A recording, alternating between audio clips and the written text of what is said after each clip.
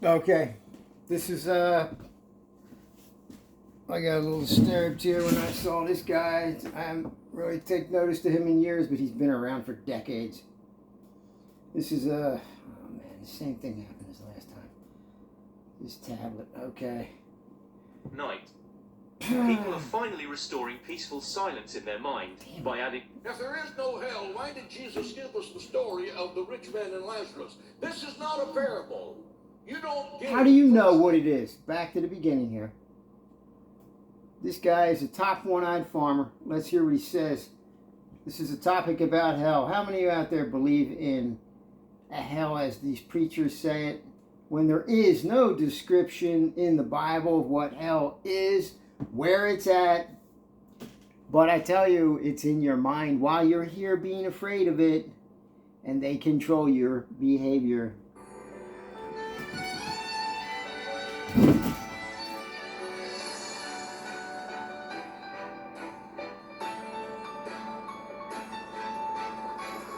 One-eyed farmers here.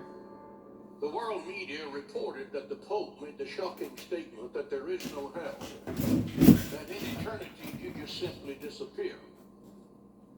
The Vatican was greatly alarmed, and the world was stunned, as they should be. Theologically, if there is no hell, what did Jesus die on the cross to save us from? Stop right there. If there's no hell, what did Jesus die on the cross for, huh? Because they needed this doctrine. There's no... Do you see how backwards this is? They had to make the doctrine of hell, they had to make a boogeyman savior. Jesus didn't have to die on a cross. There was no Jesus that needed to die on a cross.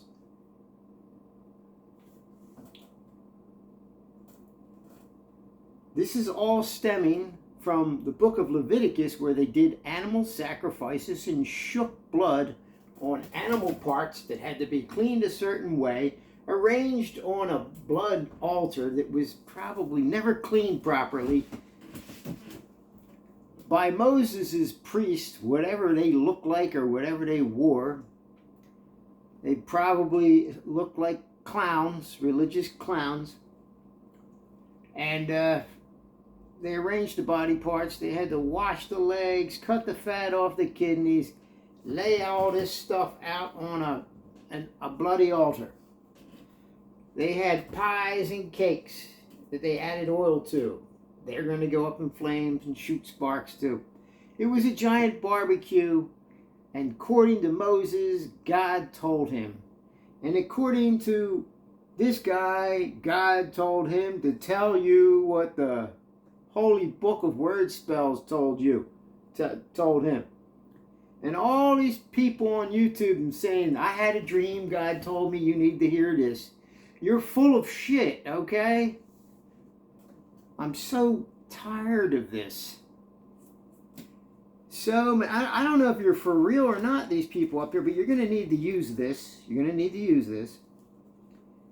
There's your holy, one-eyed farmers, soldiers of religion here. Let's go back and take another look at this. So they would shake the... Oh, man. They would shake the blood on the whole congregation after they shook half it. Pay for eternity for their sinful conduct. Why is the Bible saturated with that reality? Oh, so you need hell to justify people doing bad things. According to who? You need to justify everything by certain people going to hell and others not? Who said that? Well, we all want justice, and some of us would like some people thrown into a lake of fire if there was one, or if we had a disintegrator gun for somebody that spitefully rides in and out of traffic, and they do it all the time. Certain ones, sure, you'd want to zap them out, you know what I mean? But this guy, you're going to want an eternal hell. Well, your soul is eternal. You don't know what your soul is. All you have is writings from old texts. And the same thing for you flat earthers out there that use old flat earth maps to prove something. That's what they had. Oh man, I'm living in the clown world now. Yeah. And then we got these other people now, these woke clowns that won't allow children to go through puberty. That's what it was. When I grew up, it was puberty. You were told it was going to feel strange. But now they say, you feel bad right away, you need this. You feel anxious right away, you need a pill from the doctor. And they'll prescribe it liberally nowadays. Tell them your problems at work. And yes, you need this antidepressant. Idiots. You're all being used by one-eyed farmers on every angle. Stupid fools. The ones that say trust the science. Science made, through science they made drugs, and now they're keeping you addicted in every way. Even with these, I have to admit. Let's continue. Oh, by the way. And I know some of you I'll do the bloodshed. Preacher, why preach on hell to our enlightened generation? The answer is because our enlightened generation is turning America into hell on earth. And so is your indoctrination. You don't need this. You don't need wokeness. You have everything you already know. You're a human being. Why don't you live like you're a human being and learn it? We have kicked God out of our public Slaughterhouse? What? We have mocked the spiritual insanity. Mass killings of innocent Spiritual insanity. children are transforming our public What does this have to do? into a slaughterhouse. We have kicked Slaughterhouse? God out of our public schools. Kick God out of your public schools. We have mocked the Ten Commandments with You should be mocking Leviticus. one of them is God told you to. So anyway, back to Leviticus. Moses and his priests, holy priests with special gowns, that probably look like woke clowns. They took animal parts, washed the legs, cut the fat off the kidneys, all according to how God told Moses, or God told Moses' priests. Wash them off, wash the legs off, cut the fat off the kidneys, and whatever animal they drained the blood from, maybe all of them, maybe a certain one, they had a bowl. You can imagine it was a big bowl. And they had a sprinkler. No, it called it a blood sprinkling. It shook on a rod with lamb's wool. And if they didn't have lamb's wool, they used some kind of a hyssop. Whether it was oregano or not, I don't know. But they shook blood with it. Half the blood, the priest shook on the animal parts as it burned, along with the oily cakes that they made. They're arranged. The head was here, the legs were. You can look it up in Leviticus. Now remember, the families are there at this event. Well, the rest of the half of the bowl of blood that was probably real big, because these are beasts that they're slaughtering.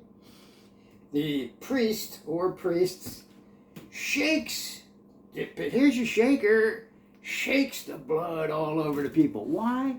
No, it was a sign for, that's what Jesus was going to do. No, it's a sign of evolving indoctrination of the candy-coated blood guilt cult. They made it easier for you to swallow it today through Christianity. It's plain and simple. They revised it for you. At that time, when the Old Testament was ending into the New Testament, you have all kinds of people coming into Rome and all that. Everybody's intermingling, different.